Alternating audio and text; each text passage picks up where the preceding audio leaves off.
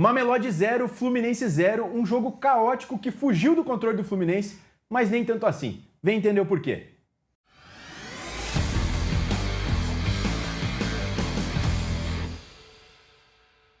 O Flusão passou de fase, avançou na Copa do Mundo de Clubes para as oitavas de final, fez uma boa campanha, mas passou certo sufoco contra o Mamelodi, até esperado.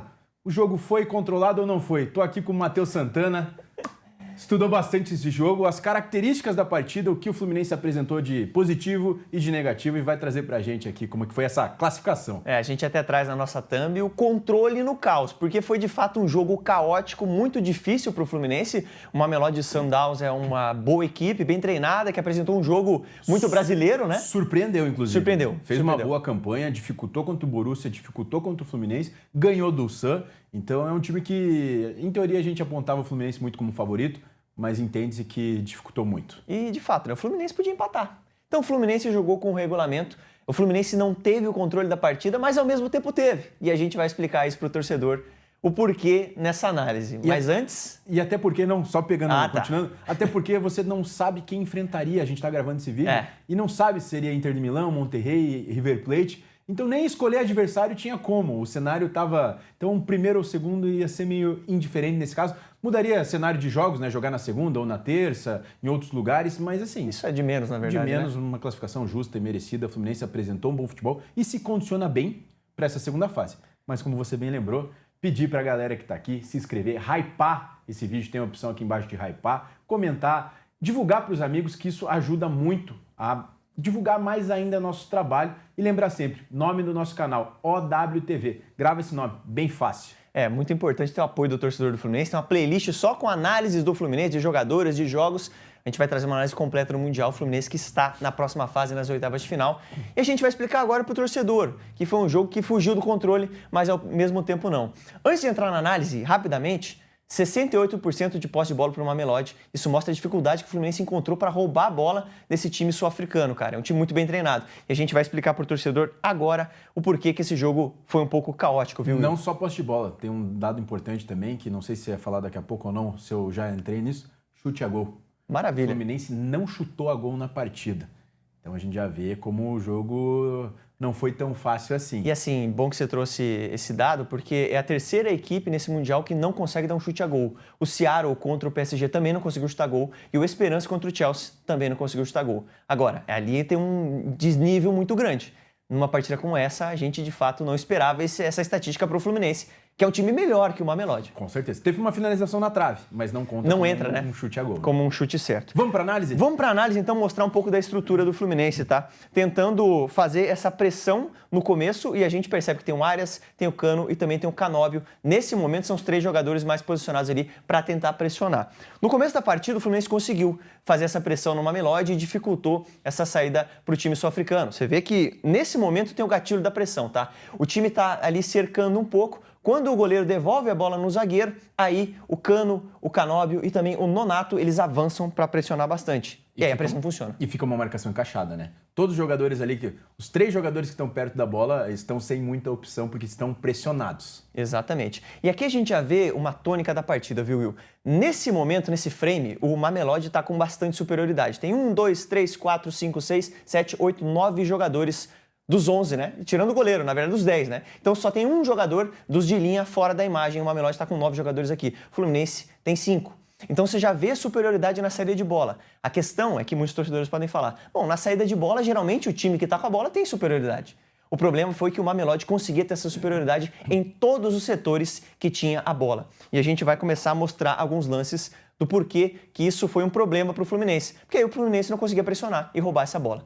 A gente tem aqui o Allende, o cara que vinha fazer muito essa série de bola. Bom jogador, viu? Chileno. Excelente jogador, cara, inclusive com passagem pela seleção chilena. E você vê como ele reveza, às vezes, a série com o Mocoena, que também é um jogador importante ali para a equipe do Mamelodi. Lucas Ribeiro, outro baita jogador, tá, do Mamelodi, um cara que jogou muita bola. Você vê que nesse momento o Fluminense não consegue tirar essa primeira linha de passe, mas quando chega no meio-campo, o Flusão conseguiu encaixar a marcação e aí o Lucas Ribeiro vai ficar sem ter para quem passar, não vai conseguir dar progressão nessa jogada, né? Progredir com essa jogada. Vários jogadores do Fluminense encaixotando ele no lance, né? Exatamente. E assim você limita completamente a possibilidade de jogador conseguir alguma coisa. Então, assim, esse foi um lance que deu certo. E no começo do jogo, o Fluminense, bem no comecinho, o Fluminense estava conseguindo fazer essa marcação e coibir as subidas do Mamelodi. O problema, cara, foi que isso não durou muito tempo. Por quê? Principalmente os laterais do Mamelodi começaram a subir bastante, sempre um dos volantes, um dos meias, descia para fazer saída de bola.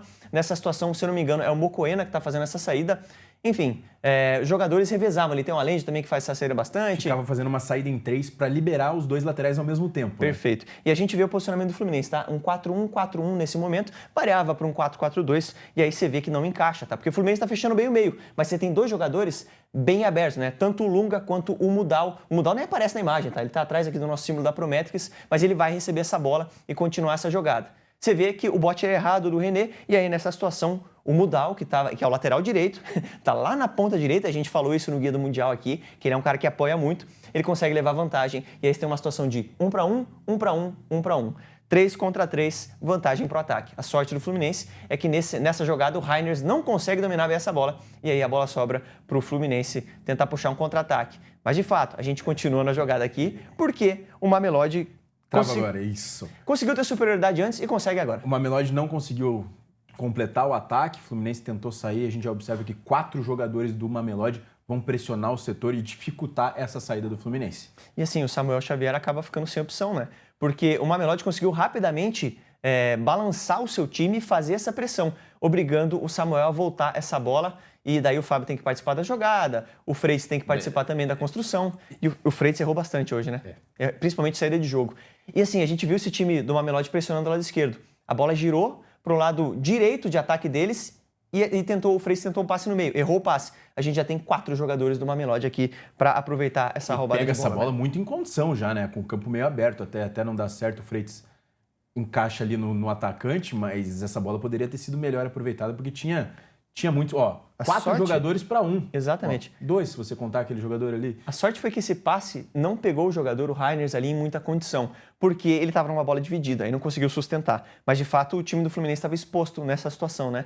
E, assim, mostra que o Fluminense não conseguiu achar saída para essa pressão do Mamelodi, que não deixa também de ser algo que chama atenção, porque o Mamelodi conseguiu manter essa pressão até o final do jogo.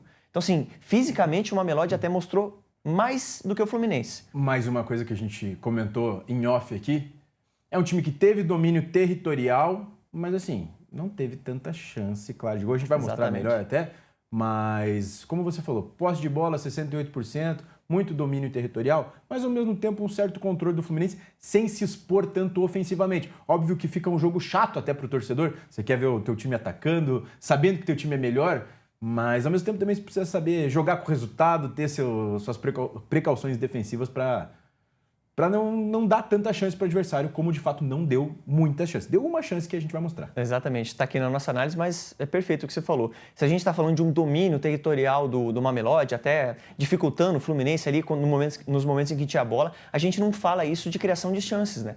A gente vai ter uma chance que o Lucas Ribeiro cria, mas de fato não teve muita coisa. Teve domínio, de fato, superioridade em vários setores que proporcionaram ao Mamelodi ficar com essa bola e dificultar o Fluminense quando tinha ela. A questão foi que o Fluminense não conseguiu ter saída também para isso.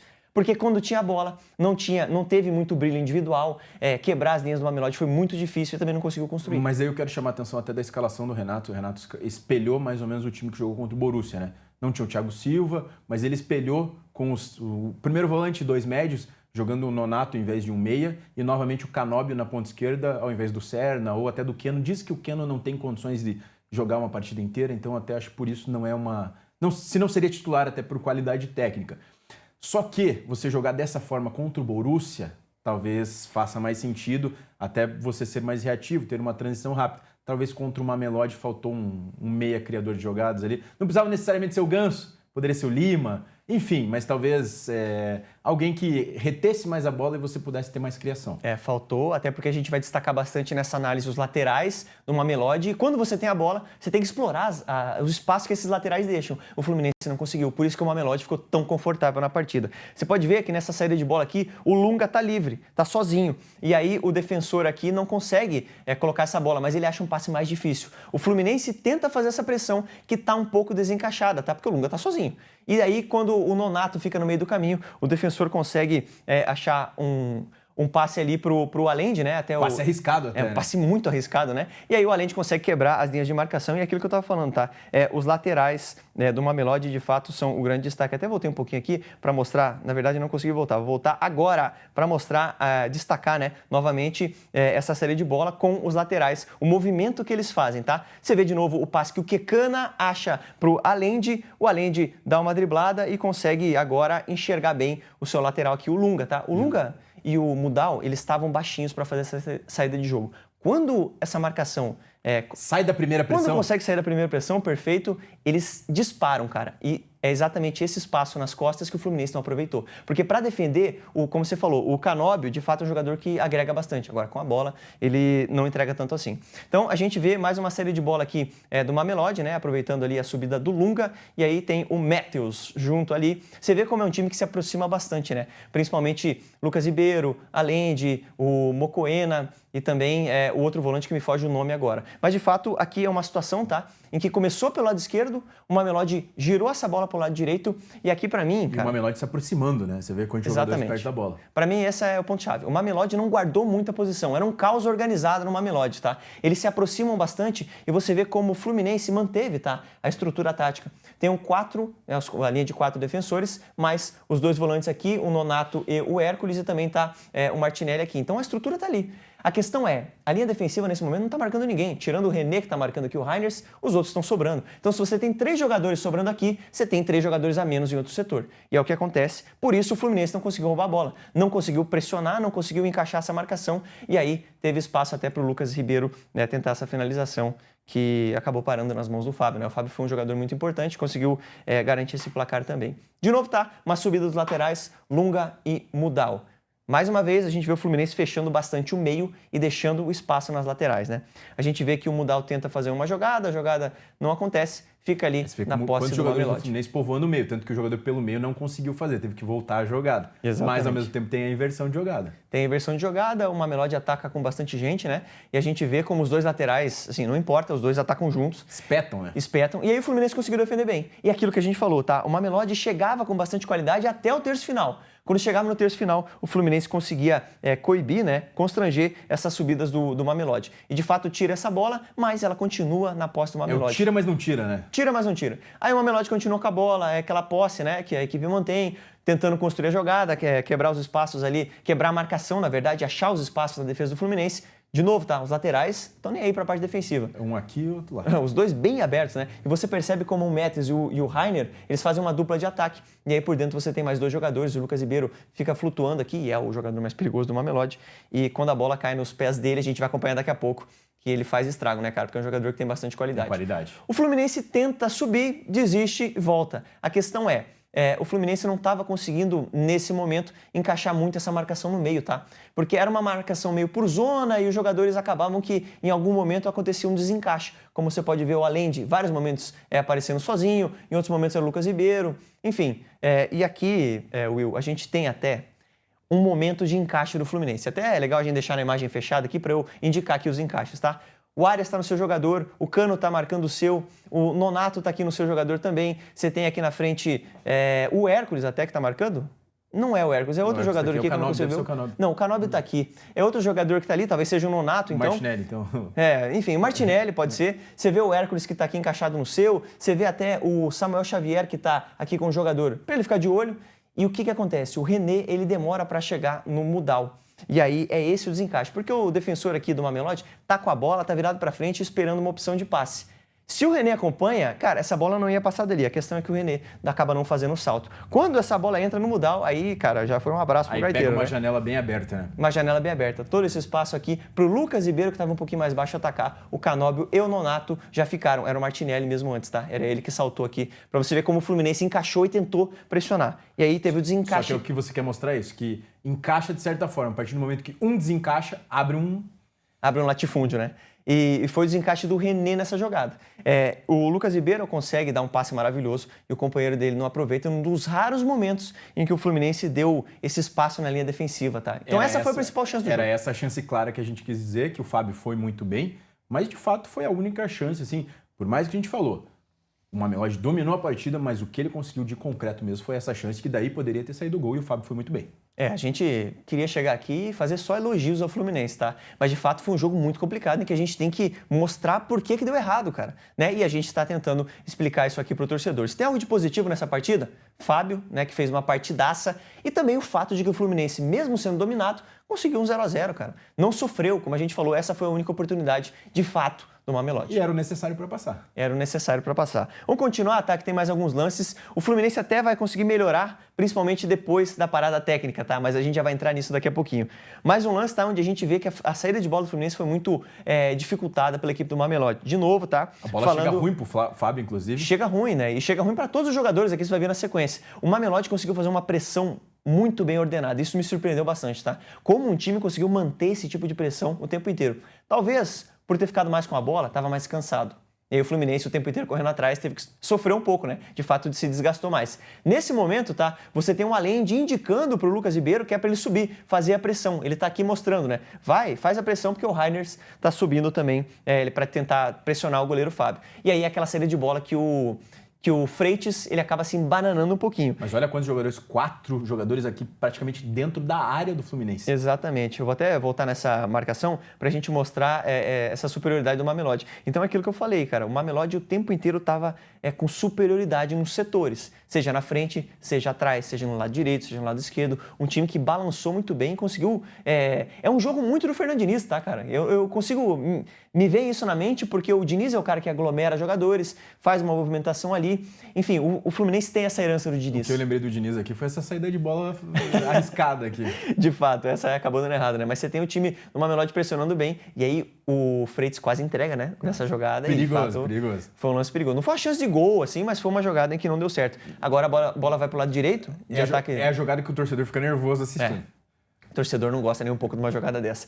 Mas aqui tá mais uma vez a nossa marcação mostrando como rapidamente esse time tombou e acabou tendo superioridade de novo. Então, cara, o Fluminense foi sufocado o tempo inteiro na sua série de bola. Por isso que tinha tanta dificuldade. Aqui agora foi sim, pós-parada. Exatamente. Aqui é após a parada onde a gente vai destacar como o Fluminense melhorou, tá? Porque o Renato Gaúcho, ele... Cara, deve ter dado uma bronca. Deu uma chacoalhada. Pegou Deu uma chacoalhada no tão vídeo grande. pegou. No vídeo pegou, né? Pegou. Cara, ele deu uma bronca muito grande e principalmente, tá? Nesse setor de meio campo, mas também no setor, de fato, das laterais, né? Você começou a ter uma marcação um pouco mais de olho ali no Lunga e também no Mudal, de Canóbio e de Arias, mas no meio campo, cara, principalmente uma marcação, mais pressão ali para tirar essa saída de bola. Principalmente do Allende, né? Que é o cara que faz mais o jogo correr, que faz o jogo correr. Exatamente. Do Mamelodi. Então a gente já vai perceber isso nesse lance, tá? O Mamelodi está tocando a bola na sua defesa e a gente já vê um jogador grudado aqui no Allende. A gente percebe, destaca isso aqui, né? Porque eles não tiveram mais esse espaço. Você percebe até que o Hércules junto, né? Com o Lucas Ribeiro ali. Depois há essa troca. O Fluminense obriga o Mamelodi a tentar forçar uma jogada. E aí o Fluminense consegue recuperar uma bola e começou a ter recuperação. E, de fato, achou os espaços que eu falei, viu, Will? Nas costas do Lunga, nas costas do Mudal. Nessa jogada é o Arias quem consegue atacar, numa boa tabela ali com o Nonato, tá? Ele até sofre uma falta bem forte, inclusive nesse lance. Até mesmo porque se os laterais sobem bastante, a tendência é sobrar espaço nas costas dele. Então, a partir disso, por exemplo, a gente percebe que o Arias conseguiu espaço nas costas do Lunga, que é um lateral que sobe muito. E assim, se você começa a explorar esse espaço mais vezes, os laterais ou param de subir ou tem que ter uma mudança tática. Na próxima ele segura, né? Exatamente. Como o Fluminense não conseguiu fazer isso até o momento da parada, o Mamelodi começou a espetar os dois laterais e aí ficava cada vez mais pressionado esse time do Fluminense. A gente vai mostrar outro lance agora em que o Fluminense consegue encaixar de novo essa marcação. E a gente percebe, destaca isso nesse lance, tá? Os jogadores de saída de bola de meio campo do Mamelodi estão marcados. E aí, nesse momento, a gente percebe que tá tudo encaixadinho, tá? Então, você percebe como fez diferença, essa parada ali naquele momento foi muito benéfica para a equipe do Fluminense.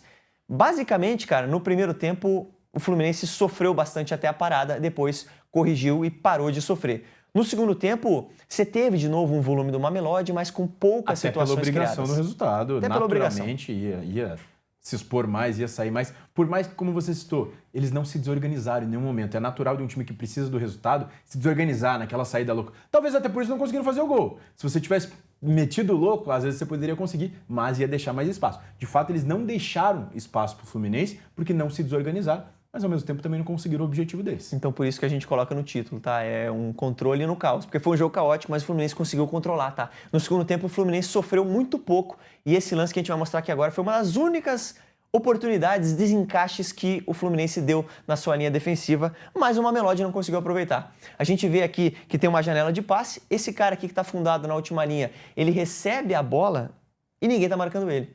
E essa bola entra, esse passe entra. A sorte é que ele domina errado. Domina e aí pra trás, né? a bola volta para a defesa do Fluminense. Então assim, até quando o Fluminense deu um vacilo no segundo tempo, que foi mais controlado, tudo bem, o torcedor vai falar, bom, foi controlado, ficamos na pressão ali o tempo inteiro, né, no volume, mas de fato não teve nenhuma grande oportunidade do Mamelodi no segundo tempo. Esse foi o lance mais próximo disso, mas... Que nem chegou dentro da área. Né? Então assim, o Fluminense controlou esse segundo tempo muito melhor. E começou a explorar um pouco essas ultrapassagens, as costas dos laterais, principalmente surgindo dos pés do Arias, né? Você vê que é ele quem faz essa jogada, acha esse passe, e aqui a gente destaca, cara, tá até na sombra na imagem, que tá um pouco escura, mas dá pra ver bem aqui no nosso vídeo, tá? O Cano tá atrás do defensor. Ele tem a leitura de que essa bola vai vir na frente. E aí no momento em que o defensor dá uma dormidinha ali, o Cano rapidamente antecipa, cara, e chama muito a atenção o faro de gol do Cano. É, assim, espetacular, tá? Eu vou até voltar de novo aqui pra gente colocar nesse frame aqui, porque ele tá de fato 1 metro ali do defensor, né? E quando essa bola chega, ele chega na frente do cara, dando um carrinho. Então, de fato, o Cano, apesar de não estar no seu melhor momento, ele tem um faro de gol absurdo, Will. Ele está recuperando a forma física, né? A tendência é o Cano, durante essa Copa do Mundo mesmo, poder ajudar ainda mais o Fluminense. A gente percebe que ele ainda não está no melhor do seu futebol, que a gente já viu, que aquela coisa que o Cano fazia gol de qualquer jeito, direita, esquerda, cabeça.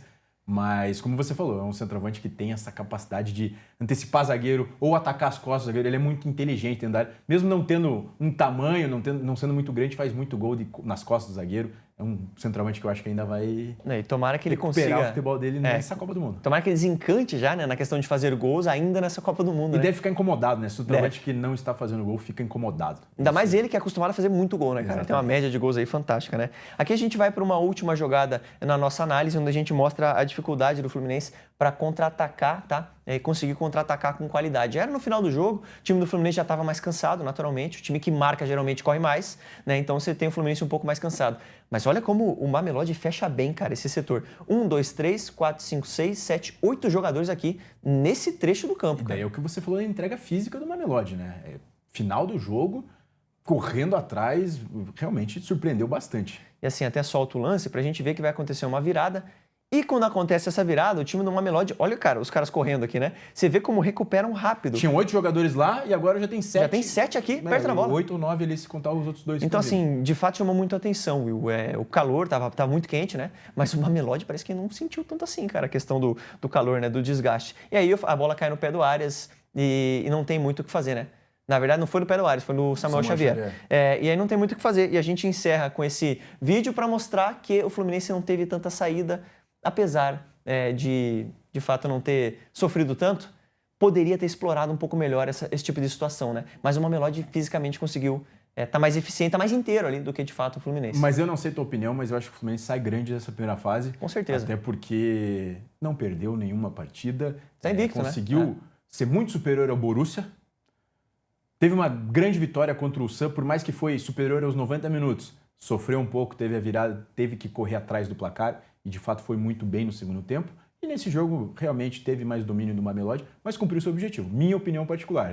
Não, eu concordo com você. Eu acho que se tinha um momento para ser testado de fato, era nessa primeira fase, né? O Fluminense foi testado contra o Borussia, contra o Sam foi um jogo dificílimo também, em que a equipe coreana vira o placar, depois o Fluminense vira de novo, abre 2 gols de vantagem, né? Agora contra o Mamelodi. O jogo em que poderia ter, de fato, não precisava vencer, né? Contra o Suns você tinha a obrigação de vencer para chegar em vantagem nessa rodada final, e agora você poderia jogar pelo empate. O Fluminense conseguiu fazer o seu dever e, assim, tem que aprender com essa primeira fase para ver onde pode melhorar. Eu acho que o Fluminense pode surpreender nessa competição. Pode, até porque o Renato já variou também, né? Primeira partida, um esquema mais parecido com esse, com 3 médios, onde deu muito certo. Já contra o Suns, colocou um time mais ofensivo, fez substituições ofensivas. Já estava com um time ofensivo, fez substituições mais ofensivas ainda. Então mostra também uma variação. E eu acho que o Renato escala muito de acordo com o adversário que você vai precisar. Dessa forma ele escalou, porque o empate estava de bom tamanho e não queria se expor tanto. Então ele vai entendendo daqui para frente como vai ser, mas eu acho que o Fluminense pode seguir adiante nessa competição. Eu também concordo com você. Agora temos que ver quem vai ser o adversário. Né? Isso nós vamos ver daqui a pouco. Inter de Milão, Monterrey ou River Plate. Exatamente, já fala pro torcedor do Fluminense. Vai ter análise do adversário do Fluminense, tá? Para ver onde o Fluminense pode explorar as fragilidades do adversário e onde tem que ficar de olho. A gente vai trazer uma análise bem legal para você aqui. É isso mesmo. Fechado. Reforçando que esse vídeo é um oferecimento da Prometrics, o Centro de Inteligência de Futebol. Grava bem o nosso nome, OWTV. Comenta aqui se você tiver alguma sugestão, algum jogador do Fluminense que você quer que a gente faça análise, algum jogo específico. E vai ter vídeo de todos os jogos do Fluminense no Mundial. Conforme for passando, oitavas, quartas, adiante, vai ter vídeo do Fluminense aqui. A gente espera que chegue na final, né, Will? Espero fazer vídeo até a final. final. A gente vai dançando conforme a música. Exatamente. É isso, agradeço, até o próximo vídeo.